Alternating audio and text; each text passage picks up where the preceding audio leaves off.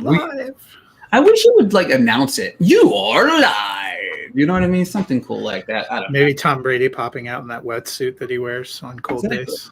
Just hey, you are live. You know what I mean? StreamYard, pay the man some money to pop up on our screen. But for those of you at home, welcome to another episode of the Happy Hour podcast. I am your host, Ricky Valero. On today's episode, we're going to do things like we do each and every week here. We're going to cover everything that there is. Week 14, yes, 14 of the NFL season. We are inching closer and closer to the end of the year, and it's kind of depressing. You know what I mean? Because once January hits, you realize that the football season is not as in-depth. It's not as cool anymore. You know what I mean? Yeah, we get the playoffs, but, then we're doodling down to 4 games.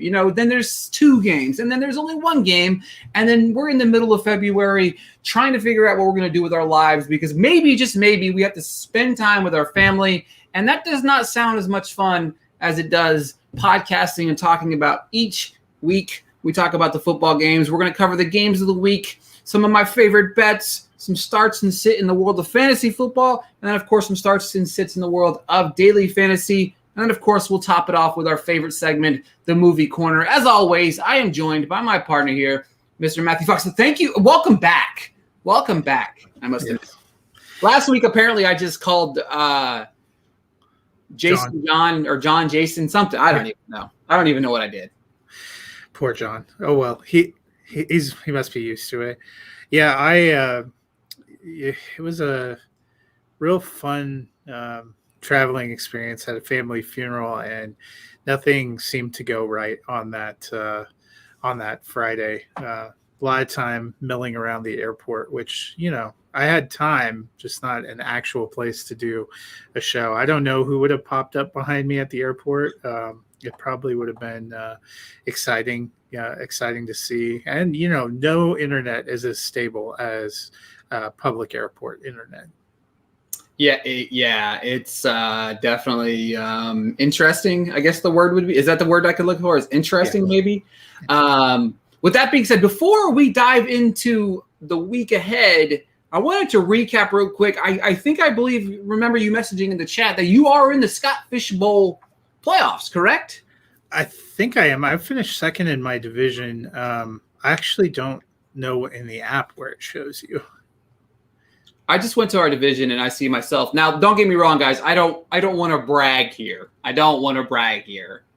But I did finish 11-2 in the top of the division. I was terrified because the guy below me had the opportunity of winning. But then, of course, the worst football game in the history known to man happened on Monday Night Football. And Josh Allen decided to fall off a cliff because that's what saved me in keeping me in first place. I did lose my first game in a while, so I'm pretty excited about that. I did make the first round bye. So I'm very pleased with that. I need it because Adam Thielen is reeling.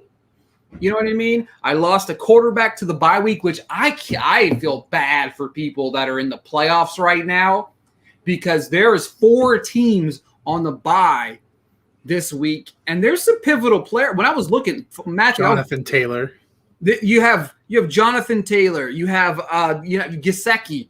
You've got, if you're playing some of the Patriot running backs, they're gone. If you're forced to play Mac Jones, especially in a league like this, where you're playing 2 quarterbacks most of the time weekly.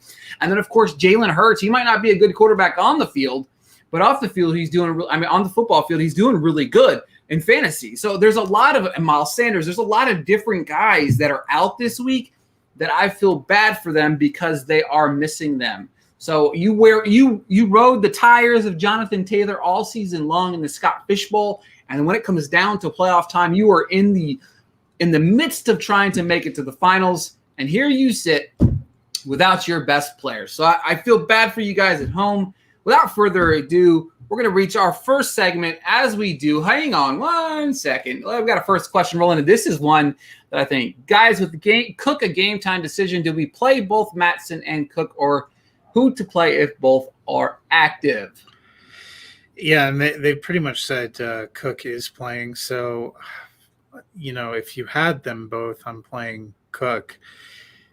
If you only have Madison and you're kind of desperate and you don't have a lot of great options, might put him in there, because my concern would be with Dalvin Cook and his shoulder is that he doesn't make it all the way. But that being said, it's the Vikings, so they'll probably will play Cook. It's not an incredible matchup because Pittsburgh's front has been pretty good, but I think you've got to play Dalvin Cook if he's active, because they're telling you he's good enough to go.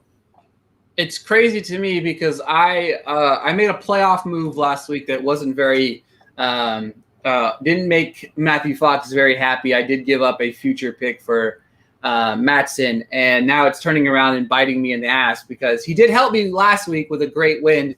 And then, of course, I was hoping to get at least 2 games out of him, but it looks like I'm only going to get 1. But I don't know if I have very many options that are better than Matson, which sucks because, well, I don't really have any faith in this. This is not the playoffs yet, so I feel like I'm in the playoffs, which is good.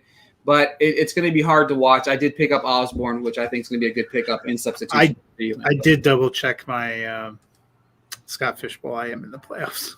You are, but you got a matchup this week, right? Yeah, I didn't. I was second in my division at 8-5, but it looks like they did the buys based on points for with your entire conference. Yeah, so you got to buy whether you were first in the division and then first in points. Those are the 2 buys that were given out. So that's awesome. Both of us made the playoffs. It's exciting. I didn't make the playoffs last year. I think I did terrible last year. I've got another question. Would you flex Madison or Gallup? I have Cook and Cooper. Gallup. Yeah. Washington's pass defense is not great. Not at all. Definitely Gallup for me as well. With that being said, let's go ahead and chime in with your games of the week, sir. Yep, so the morning window game on Sunday that I'm looking forward to is the Ravens versus the Browns. I know 2 weeks ago when they played, it wasn't the most exciting matchup. It was pretty low scoring. Ravens have been okay, but not exceptional, and the Browns have had a kind of a train wreck season. I think if Cleveland doesn't win this game, they're in trouble. I'll be curious to see. Cleveland's strength is running the ball. The part of the Ravens defense that's actually still working is their run defense. They are weak on the back end, especially after losing more corners last week. Can Baker Mayfield with Jarvis Landry and, more importantly, maybe a deep shot to Donovan Peoples-Jones take advantage of that? Or is this going to be, a 9-6 we regret our life? But all of the morning games have that potential. The late window game is the Buffalo Bills at the Tampa Bay Buccaneers. Tom Brady gets his old division rivals, the Buffalo Bills, again. Buffalo is struggling. They were my preseason pick to the Super Bowl. They have not looked like that. They've struggled running the ball. Their defense has been okay. The passing game hasn't been dominant. Tampa Bay's defense is stronger up front than it is on the back end. That should help Josh Allen, but Tampa Bay has been playing a lot better. They're 9-3. They're cruising toward potentially getting a top seed. The Bills need wins just to stay in the playoff race and to stay in the race in the NFC East, where the Patriots have a pretty good lead right now. So that should be interesting. The Sunday night game, Aaron Rodgers and the 9-3 Packers are hosting the 4-8 Chicago Bears. Aaron Rodgers said earlier this season, "I own you" to the Bears fans. He still owns them. This is not the most appealing primetime matchup, but Monday Night Football, second week, we get a great divisional matchup. The Los Angeles Rams 8-4 heading in to play the Cardinals, who are 10-2. The Cardinals won the first matchup. If the Rams want to have a shot at getting the division, they need to win. Monday night, Arizona getting healthier. Looks like Chase Edmonds is going to play. Rams finally got off the snide, being able to beat the Jaguars last week. Can they do it against a good team? I think that's going to be a heck of a matchup, maybe one of the best of the week. Yeah, we were talking about how there's just not a lovely amount of football games that are exactly enticing. And I think the reason why – I think it's next week where they can begin to flex games, or was it this week? No, they flexed last Sunday night. They flexed. The Chiefs and the Broncos got flexed, and it was supposed to be that Seahawks 49ers. Yeah, so the thing about it is I know why they didn't do the Bears-Packers, because that rivalry is pretty deep, so it doesn't really surprise me they didn't take even though the game's probably not going to be that competitive, because Rodgers will probably go out there and throw 93 touchdowns. But I was talking about this when I was looking over my bets for the week. You know what I mean? Like I do each and every week. I provide some bets that I like. Last week was a little bit rough. It was a little rough. It's not really surprising. I was going to have to come off my high, string for the entire season. But I overall for the season, I'm still doing relatively solid. I do think I'm quite impressed with myself because I didn't think that I was going to do as good as I did. But overall in the season, if you follow me over on BetStamp, I'm 50 and 31, which is pretty solid against betting there. But this week, it's ugly. There's just the betting is not pretty. No matter how I looked at it. You know what I mean? I was looking at some of the games. I don't really love the matchup tonight. I think Pittsburgh maybe wins. I don't know. Yeah, I'm picking Pittsburgh. But outside of that, the Titans-Jaguars, that game has no interest to me because I don't really love the Titans. If they win, they're minus 425. You're not making any money there. The Jaguars are plus 8.5. I don't really love that because I don't really know what Titans team's going to show up. I don't love the Chiefs-Raiders game when it comes to the spread. I'm not a big fan of that one because it's 9.5 points. Now, the next game I will talk about, I do like the Ravens plus 3.5 on the road. I know the line's at plus 3. You can get it you can get it at 3 or you can get it at 3.5. I've got it at minus 140 at plus 3.5. The Browns have failed to cover in 10 of their last 12 games, and the Ravens have won 4 straight games against the Browns. I just don't know what goes on watching the Ravens. They're one of the ugliest football teams I think I've ever watched play football, but for some reason they manage to get themselves in situations where they're going to win football games. And if it's going to come down to Lamar Jackson versus Baker Mayfield, I'm going to take Lamar Jackson every day of the week. Baker Mayfield, I just don't know if he's the guy. He's not. After I've seen so much of him that I'm just not sure. I don't know what Lamar Jackson is either. I really can't figure it out there because there's times where we see the 4 interceptions, and then there's times where we see he can still throw 4 interceptions and still manage to keep his teams in the football game because they have a great defense. But I like the Ravens in that game. I'm buying a half a point just because if the Browns somehow manage to win this game, it's by a field goal. So if I'm getting that half a point, then I'm definitely looking at a win there for myself. Cowboys versus Washington. I don't love this game. I think it's an ugly football game no matter what. I do think the Cowboys win, but their money line's at minus 200, and I don't love them at minus 4.5 this week. The Seahawks versus Texans. Sure, I think the Seahawks are going to win, but do they cover 8.5? Who the hell knows? The Seahawks team is terrible. They could cover the 8.5, but then again, what Seattle team shows up? You know what I mean? We've seen a wide range of Seattle teams this year. This could be the week that Russell Wilson finally comes back and says, hey, I'm a football player. And people will be like, oh, my God, he's back. And then it's like, guys, he played the Texans. Some of the other bets that I like this week, I'm not going to go over the entire slate to bore you guys to death. But I like the Bucs-Bills under 55.5 points. The line that's around plus or minus 140. I am buying a few points when it comes down to that. I do think that we're going to have a decently scoring game. I just think 55 points is a lot. I don't know. The Bills team is weird, right? The Bills team is very weird. I do think they could show up and score points, but I'm thinking we're looking at a 28-24 game, which is that's 52 points, right? I feel like that's our max, I think, because the Bills still have a decent defense. They're not easy. You're not just going to throw all over the Bills, right? Missing Tre'Davious White. I don't disagree with that as well. I feel like 55 points is a lot of points for this game. I think, you're looking at having to put one of the teams is going to have to go over 30 points, and I don't know if they do that. With that being said as well, I like Patrick Mahomes over 2.5 touchdown passes. That is a lot. I know it's a lot, and I know I'm kind of going crazy with that statement. And I also know the statement, I don't love the Chiefs minus 9.5. I don't like any team that is giving up 9.5 points. I know they're at home. I know it's the Raiders, but the Raiders are another team that's just outrageous to watch play football. I don't understand their team either. One week they're good, one week they're not. I will say this as well. This is a crazy statement because I got him over 2.5 touchdown passes. He hasn't even thrown a touchdown pass in 2 weeks. So there's that as well. But with that being said, the last time he played the Raiders, he threw not 1, not 2, not 3, but 4, not 5 touchdown passes against this team. I do think that the Chiefs are riding a high right now, more so than they've ever had before because they are winning football games. I don't think they're very good. But in a wide open AFC, I could see them easily cementing themselves into the conversation for the first round bye and also going back to the Super Bowl. One other game that I really, really, really, really like the over in, again, a lot of over bets this week, over under bets for me this week instead of betting some of these games, is I like the over under on the Cincinnati and 49ers game. The over under is at 49.5.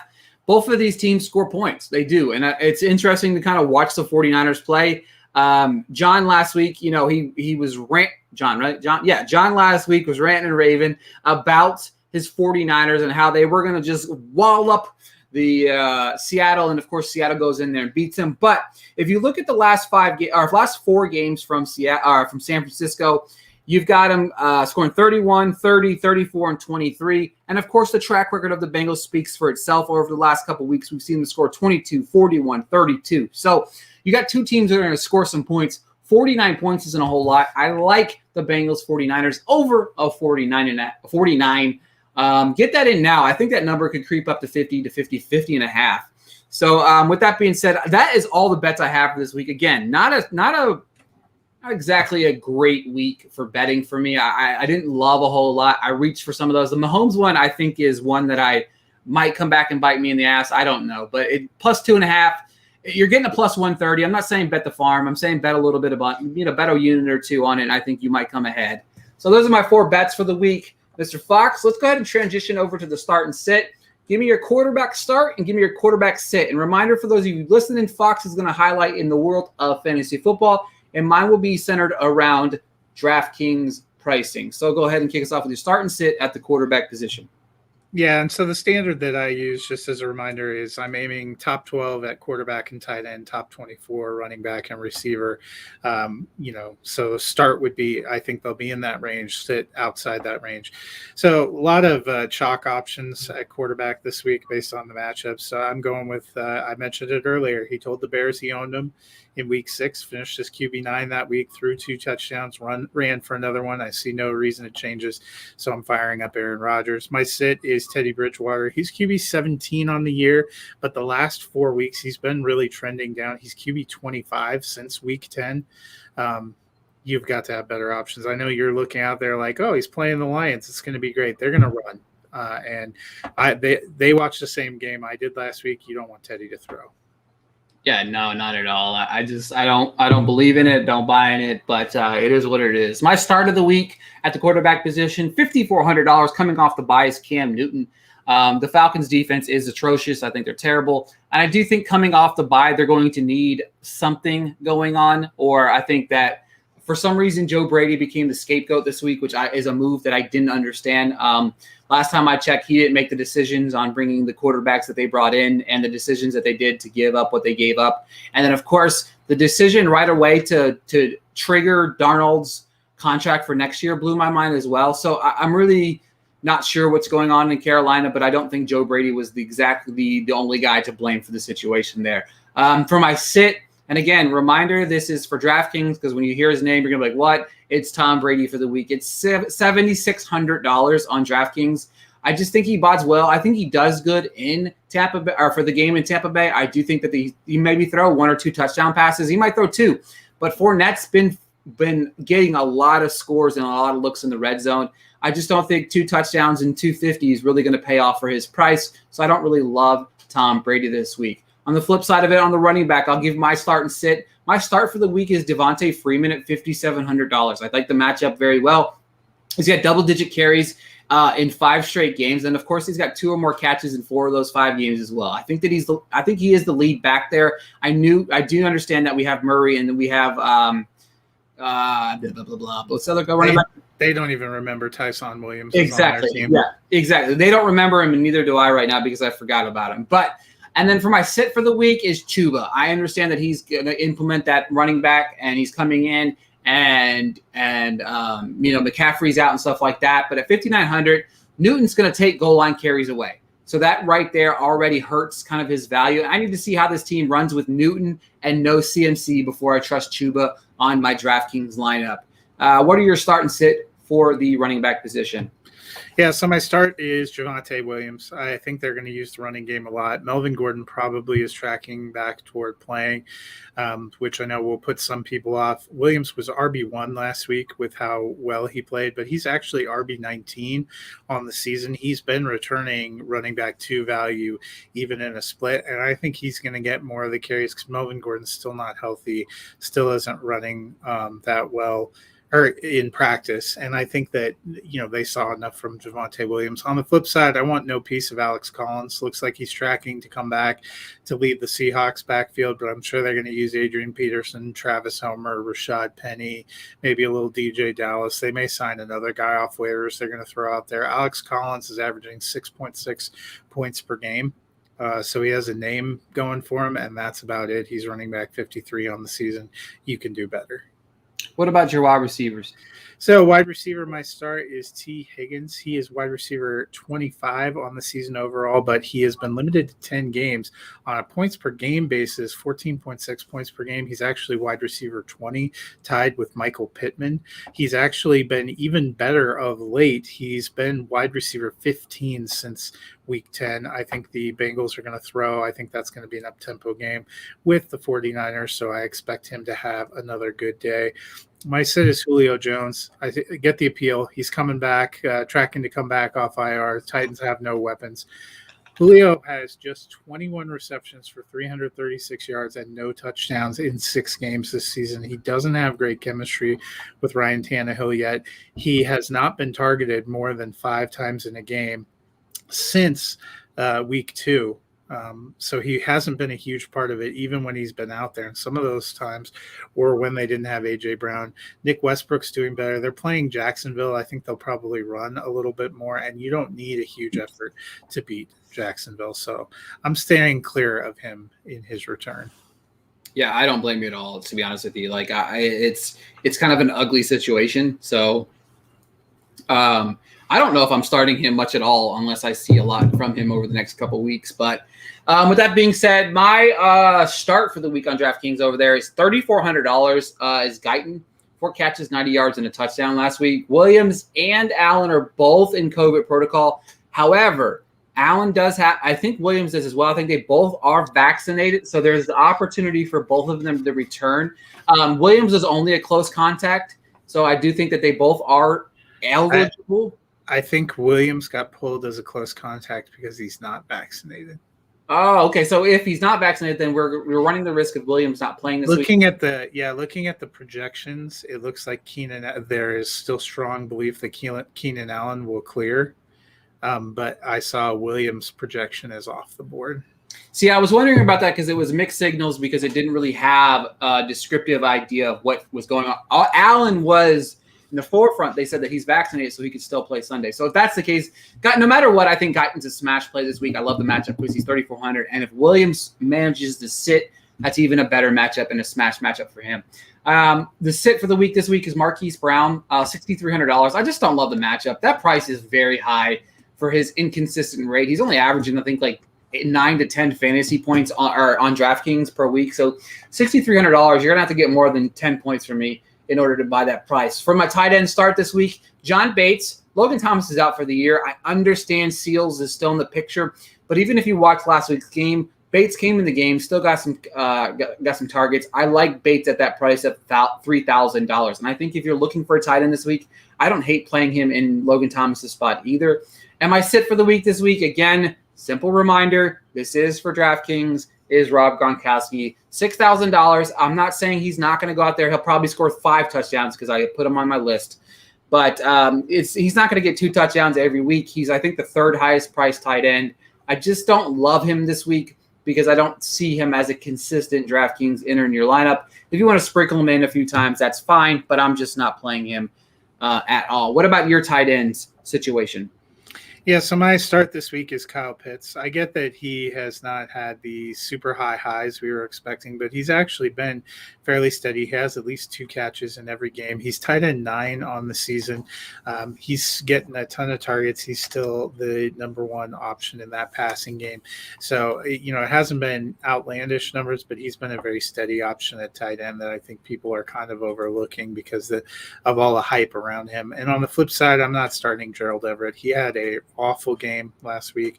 I get that, he probably aren't going to fumble twice and have a bunch of killer drops every game, but he's still only tight end 25 on the season. Seattle's pass offense and offense in general is a bit of an enigma. I feel no need to roll him out, especially in a crucial week. I tell you, each and every week, the tight end position is just ugly. It's just ugly. It's ugly. It's ugly. It gets uglier, I feel like, and I don't love it. I'm not a big fan. I just hate it unless you have Kelsey, and Kelsey hasn't been all that weekly. You know what I mean? Some of these guys in the top 10, they haven't been great week to week. They have one huge week that vaults them into the top 10, and they're just consistently each week really kind of burns you in the long run, which is kind of interesting to watch unfold. Yeah. With that being said, we've gotten everything out of the way for this week, and we are going to go ahead and transition over to the movie corner. Fox, I'm going to let you kick it off. What have you watched? And before we dive into what have you watched lately that you've liked, didn't love? What you got? You got that weekly movie roundup that I really enjoyed reading. Kind of give some of the audiences listening to some ideas of what you've been watching. Yeah, I've been seeing a lot. We're in the season 2 where it's a weekly Hallmark Christmas movie corner. Because I get in a few of those. This week I only saw one of those, which was, I had to watch The Christmas at the Castle with my wife. It wasn't too bad. Always these movies set it up. Will they find love? Will all their dreams come true? It's Hallmark. They definitely will. But last week I saw a bunch of different things. I, like you, saw Power of the Dog. I thought Benedict Cumberbatch was good, but that was kind of an interestingly dry watch. The couple that I liked the most last week was I saw Encanto in theaters. That one's starting to drop on Disney Plus on Christmas Eve, but it's out in theaters right now. I liked that a lot. I liked the visual style. I actually liked the music. I liked the performances and the story. I got a real kick out of that. That's probably my favorite animated film of the year so far. And then I saw another movie on HBO Max called Women as Losers. That I didn't know that much about it. It's a small little movie, but I really appreciated the performances and the way that was put together.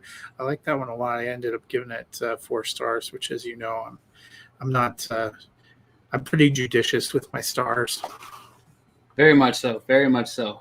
Let's see here. Let me go through some of the stuff that I've watched. Some of the stuff is not yet quite available. West Side Story is available today. In theaters, starting off tonight. There's some screenings going around. Did not love it. I didn't love the message of the movie. I just did not love it. There's a lot of people that are going to. It's just not. I'm not one of them. Don't Look Up. I was able to release my review of that. I did love that a whole lot. Also, I watched a documentary, The Iron Temple. I enjoyed that as well. It's a solid documentary. Highly recommend checking it out. Jockey, which comes out latter part of the year. It's a decent little movie. It's a side of jockeying that we've never seen before, which was pretty cool to kind of see the behind the scenes look of that. But outside of that, it's just fine. Also, one movie that I really, by the way, I saw Being the Ricardos, which releases very soon. I thought it's a steaming pile of garbage. Javier Bardem was one of the worst casting choices. Well, he's tied with Ansel Elgort for one of the worst casting choices of the year because both of them are terrible for the roles that they were cast in. I didn't love Nicole Kidman as Lucia Ball. As a fan of I Love Lucy, I did not love her either. But I will say this, and I'm not entirely sure when it comes out, but I hate not being prepared for this. Oh man, there it is. I'm trying to see if it's available on something here, but I'm not seeing that it is. But Which one? It's a movie called No Man of God. It's on VOD. It's on VOD. There we go. That is where we're at. Okay, so it's on VOD. It stars Elijah Wood and Luke Kirby. Elijah Wood plays Bill Hagmaier, an FBI agent who was the only FBI agent that Ted Bundy would talk to. And I stumbled across it because I got an email saying, hey, FYC, we want you to check this out. And I just kind of threw it on thinking that it was what it was, right? You know what I mean? And I ended up really liking it. They gave 2 phenomenal performances. They really kind of mixed up my rankings. They might, I've got my ever-loving list of best actor and best actress going, or best actor and best supporting actor going, and it's kind of hard to kind of really cipher through. So I got plans on sitting down and kind of sorting through that. Also watched The Card Counter, which I really loved. I really loved a lot. As far as what is out this week, I have no clue. I don't think there's any. West Side Story opens. Like I said, as far as I know, nothing is out this week. No. You know, I just worst casting of the year. I feel like you forgot about Ben Platt in Dear Evan Hansen. I like to forget about that movie completely. So, I did forget National Champions does come out this week, which does look intriguing. I've seen some good things about it. I'll watch it at some point. Obviously, West Side Story does come out. And then, of course, next week's the big week. Nightmare Alley comes. Oh, that's not the one you're talking about, I guess. Yeah, Spider-Man No Way Home comes out. I am fortunate enough to be able to see it on Tuesday. I am taking a backpack trip down to Atlanta to see it. But I'm ready to see it so we can stop talking about it on Twitter. Speaking of which, if you are not going to be able to see it on Thursday, you should probably throw your social media in the garbage until you do see it, because people have already been out ruining that movie, posting things. Our friend Amanda posted her list of like 90 keywords that she now has permanently blocked because of that movie. I just know somebody's going to be a dick and ruin that thing on Thursday afternoon. The problem with the mute thing, right? And I realized this again with Hawkeye, because I woke up Thursday morning? No, Wednesday morning. Wednesday morning, I woke up, I get on Twitter, I'm scrolling through, just like I do every morning, wasting my time away scrolling through social media. That's the cool thing to do with our lives. But as I was doing it, the problem with the mute button, it does not capture the character that they put at the end of the things. So I've muted every Marvel thing there is known to man. Every Spider-Man word, every spider. I got rid of the word spider in my damn thing and Spider-Man together. Spider-Man with the little thing in between it. Spider and Man. Spider-Man. Tobey Maguire. Andrew Garfield. I've muted all of it. I've muted everything Hawkeye related. And yet, I got on there and I still happen to see a picture from the episode that had just released 4 hours prior. Comic book people are literally the most insufferable human beings in the history of society. I don't know what you get from that high of spoiling stuff, but it's not cool. You're not cool. It's not a cool thing. Look, I've told you a bunch of times, stop following LaShawn McCoy. It's just, it makes me so angry. Like, what do you get from spoiling stuff? I don't know. I'm annoyed by it. So that's all I've got. Yeah. So the big thing that probably the big release that went wider last week that we've now both seen is Come On, which I know is one of your favorites. I saw it yesterday. I thought it was decent. I liked Joaquin Phoenix in it. I liked Gabby Hoffman. I've not seen her probably in a more adult role. It's kind of interesting. This seems like the year for contenders in black and white. Belfast's black and white. This one's black and white. Tragedy of Macbeth's black and white. It's making a comeback. Well, the thing about it is, at the end of the day, you are just a mean individual and don't like good movies. You're getting older, and I feel like your taste in film is doodling down, sir. And it's really starting to hurt my heart, because Come On is a beautiful film. I love it. And I can't wait to rewatch it. I have it. I've got it here somewhere around here that I'm going to watch, and I'm going to rewatch it. And I can't wait to rewatch it, because it's one film that I have said that if I rewatch it, it's potential that it could be a 5-star movie. So it's one of I've only given 2 5-star movies out this entire year. So, and one of them, it took me 3 watches to give it. So yeah. So I've only done one. My 1 5-star so far is Coda. But what were your 5s? One of yours was Mass, which I think I gave 4.5. Which, it makes a lot of sense. Somebody had pointed out a certain thing. I understand why you gave Coda 5 stars now. You are the man. You love one specific group of movies a whole lot. You and your wife watch a whole lot of them every year. Lifetime movies. That's what Coda reminds me. I never watched anything off Lifetime. Huh? Hallmark. Oh, Hallmark, Lifetime. Same thing. It's the same thing. No, very different. Hallmark is all about the happy ending. Lifetime is all about finding out your man cheated on you. It's the same. Hallmark, Lifetime, Now, for me, the emotional HBN. component is such a huge deal, and that's where. So there are moments in Come On that I really like. There's one of the books that he reads, which is actually the book that he reads the text of in the trailer, that I was really taken with. There were a couple of moments where between him and his nephew that I was really taken with. And you make it sound like I trashed it. I gave it 3.5, which honestly we've discussed before. I have ranked now almost 6,000 movies. I have given 36 things total 5 stars. So 3.5 is a pretty, is pretty solid for me. I don't give a lot of things.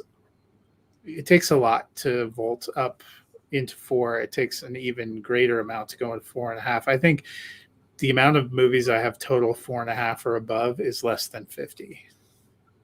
Yeah, I just think that you're mean. So that's what I'm going to say about that, Mr. Fox. You and your Lifetime movie or Hallmark movie, whatever you want to call Coda, which I like Coda. I'm not going to say anything bad about it. There's just something about the story, and there was a couple of scenes where it just got me, know, and also my other 5-star movie, Spencer. So there's that. Which now, see, there's one where we have a real disparity because I can't even remember what I gave it. It was definitely sub 3.